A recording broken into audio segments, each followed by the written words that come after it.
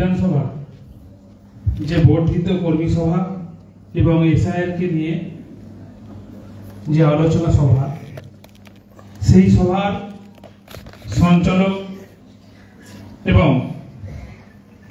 পৌরসভার কাউন্সিলর তথা সিআইসি মাননীয় সম্মানীয় জনাব নজরুল মন্ডল মহোদয় থেকে শুরু করে উপস্থিত আছেন এই জেলার তৃণমূল কংগ্রেসের সভাপতি এবং রাজ্যসভার সাংসদ ছিলেন আমাদের অভিভাবক মাননীয় সম্মানীয় শ্রী সুভাষিস চক্রবর্তী মহোদয় থেকে শুরু করে উপস্থিত আছেন আরেকজন সাংসদ মথুরাপুর লোকসভার আমার সহকর্মী সহযোদ্ধা সতীর্থ মাননীয় সম্মানীয় বাপি হালদার মহাশয় থেকে শুরু করে উপস্থিত আছে এই সোনারপুর উত্তর বিধানসভা সকলের প্রিয় বিধায়িকা মাননীয় সম্মানীয় ফেরদৌসী বেগম মহাশয়া থেকে শুরু করে উপস্থিত আছে বাসন্তী বিধানসভার প্রিয় বিধায়ক, সুন্দর কথা বলেন, সেই মাননীয় সম্মানীয় শ্রী শ্যামল মন্ডল মহাশয় থেকে শুরু করে উপস্থিত আছেন সমস্ত পৌরপিতা এবং পৌরমাতা থেকে শুরু করে টাউন প্রেসিডেন্ট, ওয়ার্ড প্রেসিডেন্ট, অঞ্চল প্রেসিডেন্ট, প্রধান, উপপ্রধান, সহসভাপতি, জেলা পরিষদের সদস্য সদস্যগণ, সমস্ত কর্মধ্যক্ষগণ এবং সঞ্চালক এবং বুথের বুথ সভাপতি, বিএলএ 2, বিআরএস, টিআরএস, টিআরএস, ডব্লিউআরএস থেকে শুরু করে এছাড়া আরো যারা এখানে উপস্থিত হয়েছেন এবং আমার মাইকের আওয়াজ যতদূর পর্যন্ত যাচ্ছে প্রত্যেককেই মা জগদ্ধাত্রী পুজোর প্রীতি, শুভেচ্ছা, ভালোবাসা এবং উষ্ণ অভিনন্দন জানিয়ে আমি অল্প দু একটি কথা বলবো। আমাদের জেলা সভাপতি সুভাষিস চক্রবর্তী মহাশয় এবং আমাদের সাংসদ বাপি হালদার এসআইআর নিয়ে সুন্দর বক্তব্য রেখেছেন, আমি ওটা নিয়ে পরে বলছি। প্রথমে আপনাদের একটু মাথায় রাখতে হবে যে ভারতবর্ষের সংবিধান কি বলছে। ভারতবর্ষের সংবিধান ডক্টর আম্বেদকর যেটা বলেছিলেন, কি বলেছিলেন?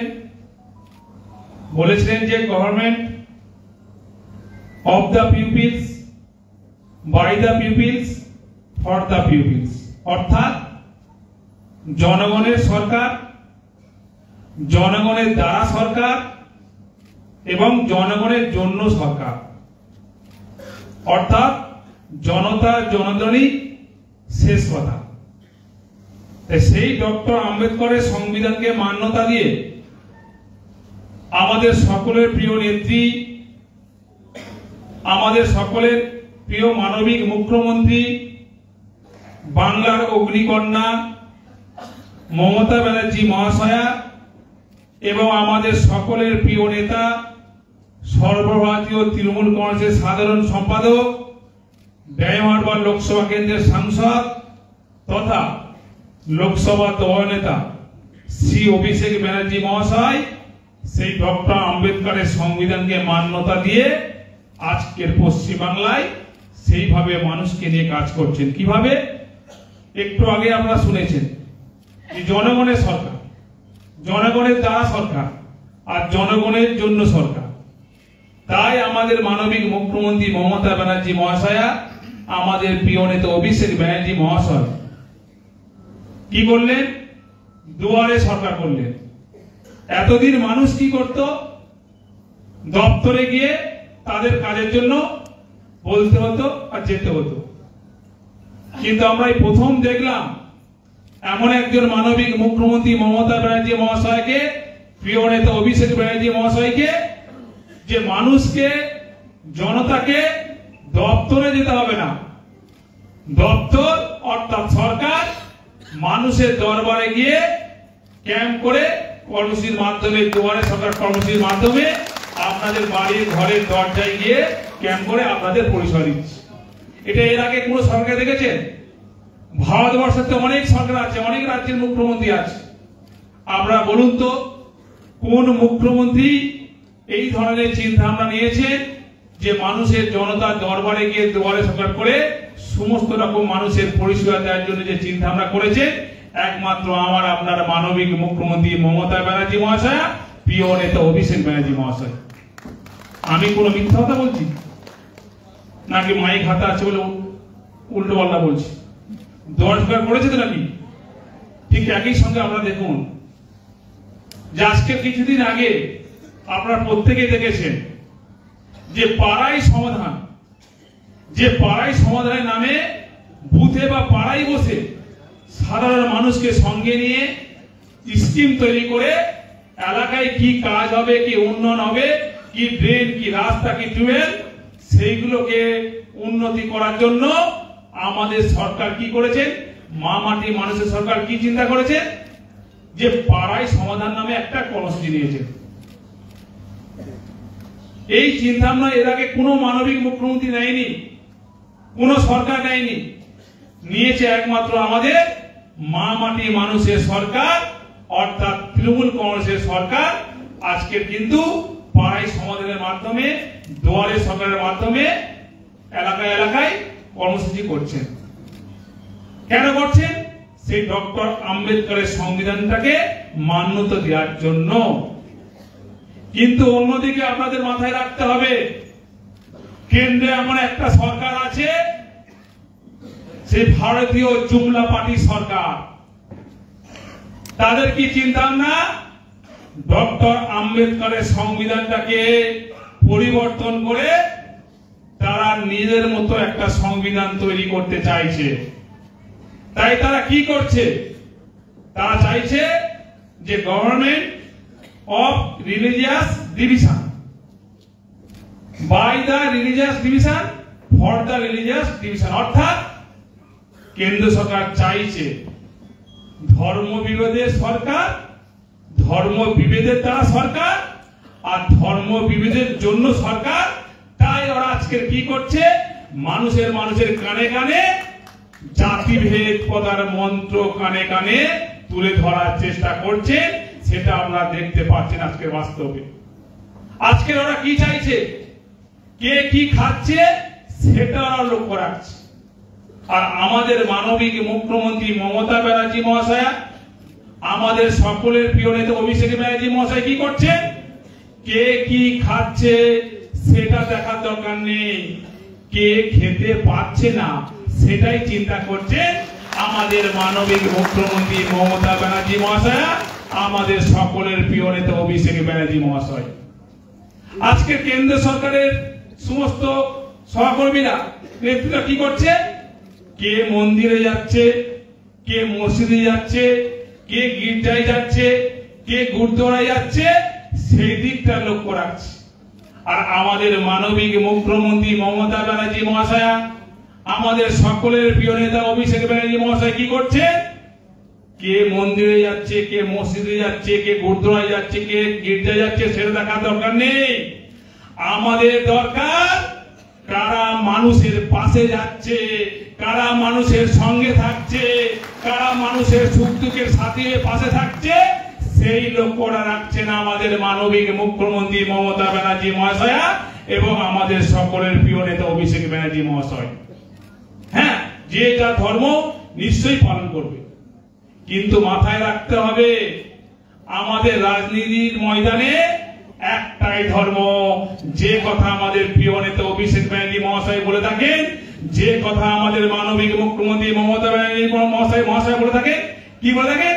আমাদের একটাই ধর্ম রাজনীতির ময়দানে, তার নাম হলো মানব ধর্ম। সেটা আমাদের মাথায় রাখতে হবে। আর একটাই ব্রত, কি হতো? মানব সেবা হলো আমাদের নেত্রী এবং আমাদের নেতা অভিষেক ব্যানার্জি, এটাই হচ্ছে আসল ব্রত। কারণ রাজনীতিতে মানুষই শেষ কথা, গণতন্ত্রে মানুষই শেষ কথা। আজকের মানুষের আশীর্বাদে আজকের আমরা যে যার চেয়ার পেয়েছি, কে মন্ত্রী হয়েছে, কে মুখ্যমন্ত্রী হয়েছে, কে সাংসদ হয়েছে, কে এমএলএ হয়েছে, মানুষের আশীর্বাদে। তাই আমাদের নেত্রী, আমাদের নেতা সবসময় বলে থাকে, মানুষের বাইরে আমরা কোনো কাজ করব না। মানুষ কষ্ট পাবে, দুঃখ পাবে, ব্যথা পাবে, বেদনা পাবে, যন্ত্রণা পাবে, সেই কাজ কোনোদিন করতে বলেনি আমাদের মানবিক মুখ্যমন্ত্রী মমতা ব্যানার্জি মহাশয়া এবং আমাদের প্রিয় নেতা অভিষেক ব্যানার্জি মহাশয়। তাই আমাদের প্রত্যেকের উচিত আগামী দিনে আমাদের নেত্রী মমতা ব্যানার্জি মহাশয়া এবং আমাদের প্রিয় নেতা অভিষেক ব্যানার্জির আদর্শকে পাথেয় করে আমাদের সকলকে রাজনীতিটা করতে হবে। আদর্শটা কি?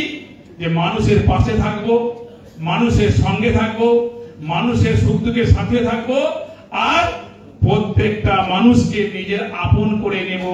এটাই এই আদর্শের কথা বলেছেন আমাদের প্রিয় নেতা অভিষেক ব্যানার্জি মহাশয় এবং প্রিয় নেত্রী মমতা ব্যানার্জি মহাশয়া। তাই সেই আদর্শ নিয়ে আমরা আগামী দিনে রাজনীতি করবো তো নাকি? এই আদর্শ নিয়ে চলবো তো নাকি? না আমরা আমাদের নিজের মতো আদর্শ নিয়ে চলবো?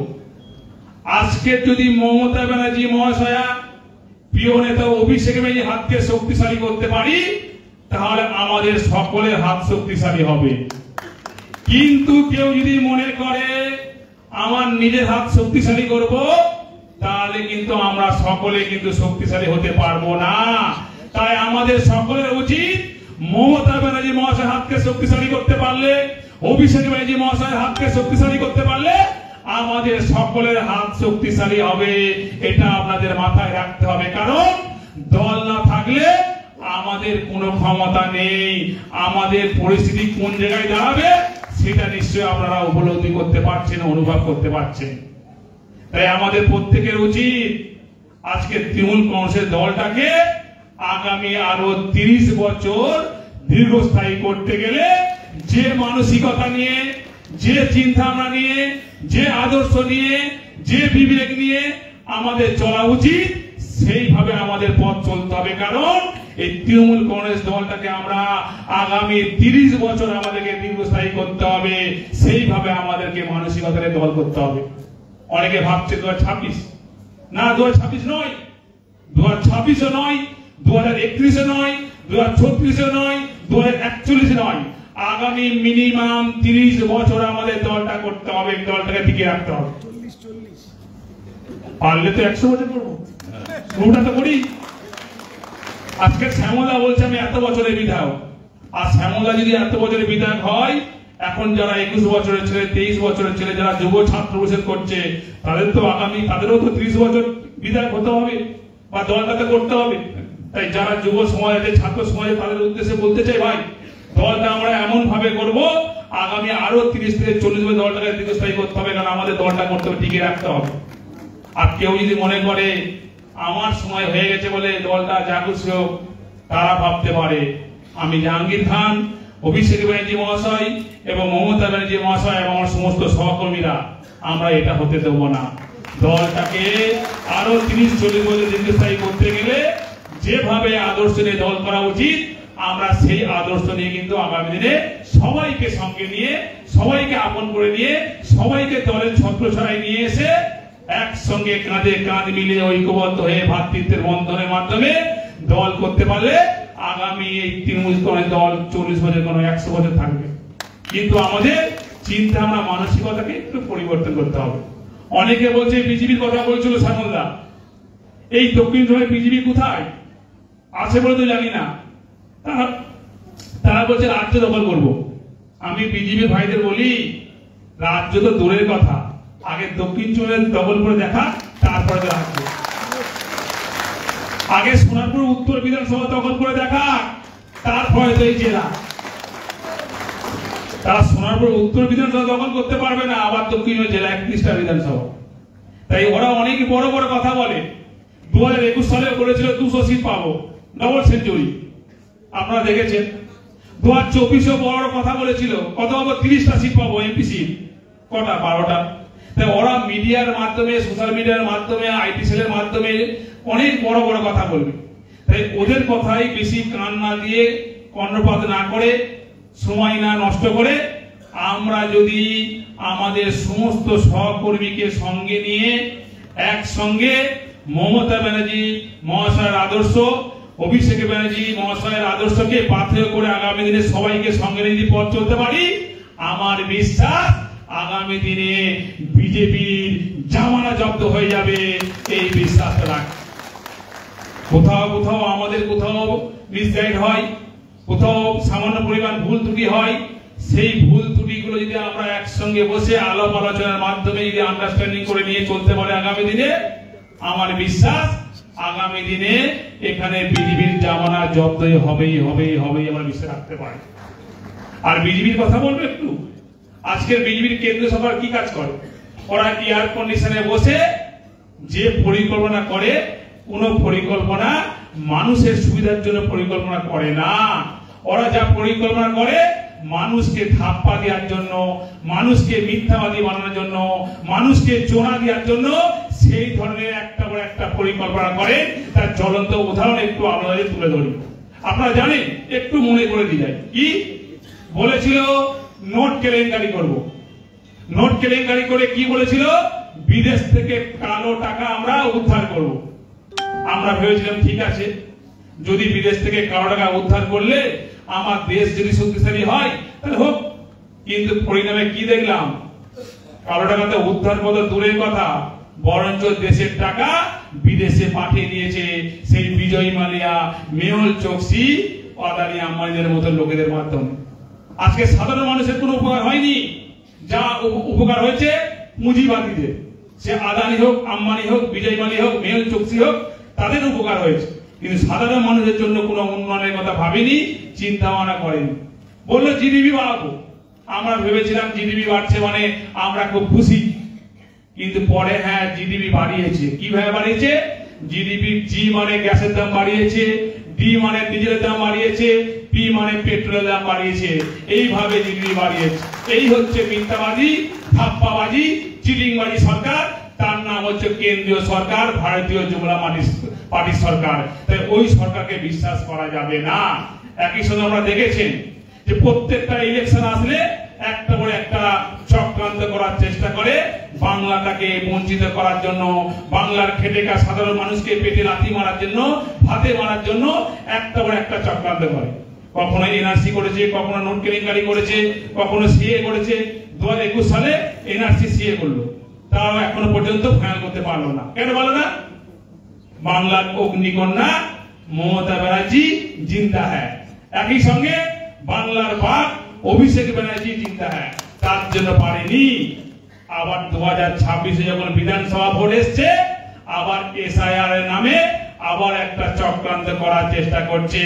কিন্তু বিজেপি মাথায় রেখো, এখানে মমতা ব্যানার্জি মহাশয় আছেন, আমাদের প্রিয় নেতা অভিষেক ব্যানার্জি মহাশয় আছেন। যাই চক্রান্ত করো, সব চক্রান্ত কিন্তু জলে চলে যাবে। আজকে দেখবে একটা ছোট্ট উদাহরণ ভালো লাগবে, দেখবে বর্ষাকালে পায়ে হাজা হয়, হয়তো, কিন্তু তার তো মলম আছে নাকি? আবার দেখবে গ্রীষ্মকালে গায়ে ঘামাচি হয়, তার জন্য তোমার নাইসিন পাউডার আছে। ঠিক বিজেপির একটা পর একটা ভোট আসছে যে চক্রান্ত, তার জন্য আছে মমতা ব্যানার্জি মহাশয়া, তার জন্য আছে অভিষেক ব্যানার্জি মহাশয়। তাই যাই চক্রান্ত করুক, সমস্ত চক্রান্ত ভেস্তে চলে যাবে। তার জন্য আমাদের মমতা ব্যানার্জি এবং অভিষেক ব্যানার্জি যথেষ্ট। তাই আমরা সকলে যদি মমতা ব্যানার্জি, অভিষেক ব্যানার্জি হাতকে শক্তিশালী করতে পারি, আমার বিশ্বাস, ভরসা আগামী দিনে পশ্চিমবাংলার যেভাবে উন্নয়ন হচ্ছে তার থেকে আরো অধিক অধিক পরিমাণ উন্নয়ন হবে। আজকের মমতা ব্যানার্জি মহাশয় মানুষের জন্ম থেকে মৃত্যুকাল পর্যন্ত প্রকল্প করেছে। যে প্রকল্পের কথা বলতে গেলে আমাদের সারা চলে যাবে। আজকের অভিষেক ব্যানার্জি মহাশয় কিভাবে মানুষের কথা শুনলে সঙ্গে সঙ্গে খোঁজ খবর রাখা, যোগাযোগ রাখা, রিলেশন রাখা, এই ধরনের পার্টি আর হতো না। আগে পার্টি হতো, ভোট আসবে, পার্টি অফিস খোলা হবে, 1 মাস ভোটের হয়ে হলো, আবার ভোট হয়ে গেল, 5 বছর দেখা নেই, তোমার দেখা নাই রে, তোমার দেখা নাই। আর এখন আপনারা দেখেছেন বছরের 365 দিন আমরা প্রত্যেকে মানুষের সঙ্গে আছি, মানুষের পাশে আছি, সবসময় এলাকার উন্নয়নের স্বার্থে এলাকার সুন্দর থেকে সুন্দরতম জায়গায় নিয়ে যাওয়ার জন্য সর্বদাই আমরা কাজের মধ্যে আছি। এটা কি? এটা আমাদের দলের সেনাপতি অভিষেক ব্যানার্জি সবাইকে জানিয়ে রেখেছেন। মমতা ব্যানার্জি মহাশয় একটা উন্নয়ন করছেন, তাই এটা আমাদের মাথায় রাখতে হবে।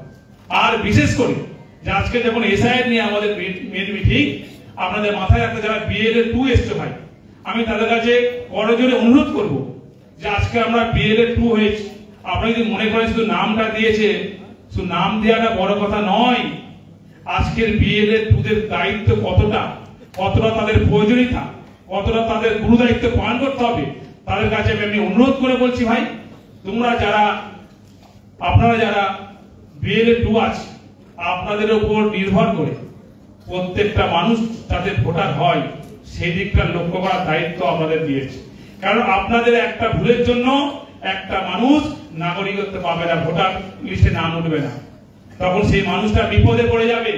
একটু আগে আমাদের সোহাই চক্রবর্তী দা বলছিলেন যে যদি তাদের ভোটার লিস্টে নাম না থাকে তাকে ডিটেনশন ক্যাম্পে পাঠিয়ে দেবে, তারা ভারতীয় নাগরিক হতে পারবে না, তারা সরকারি কোনো সুবিধা পাবে না, তাই তারা সব দিক থেকে বঞ্চিত হয়ে যাবে। তাই সেই মানুষটা কতটা বড় বিপদে পড়ে যাবে সেটা কথা আপনাদেরকে মাথায় নিতে হবে, বুকে নিতে হবে, অন্তরে নিতে হবে। তাই আপনাদের যে দায়িত্বটা গুরু দায়িত্ব, তাই আপনাদের গুরু দায়িত্ব পালন করতে হবে যাতে একটা কোনো যোগ্য ভোটার বাদ না যায়, সেই দিকটা আপনাদেরকে লক্ষ্য রাখার জন্য যেভাবে দায়িত্ব নেওয়া উচিত সেইভাবে দায়িত্ব কিন্তু আপনাদের নিতে হবে।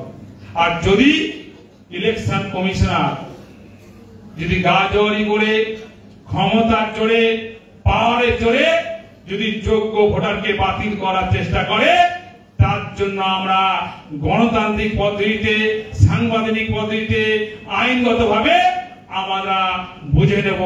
সেই কথা বলেছেন আমাদের প্রিয় নেতা অভিষেক ব্যানার্জি মহাশয় এবং আমাদের প্রিয় নেত্রী মাননীয় মুখ্যমন্ত্রী মমতা ব্যানার্জি মহাশয়। তাই যারা BLA-2 আছে, আমি তাদের উদ্দেশ্যে বারবার বলছি যে আপনাদের এই গুরু দায়িত্বের উপর নির্ভর করে প্রত্যেকটা মানুষ তারা ভোটার হবে এবং ভোটার লিস্টে নাম উঠবে এবং তারা ভারতীয় নাগরিক পাবে।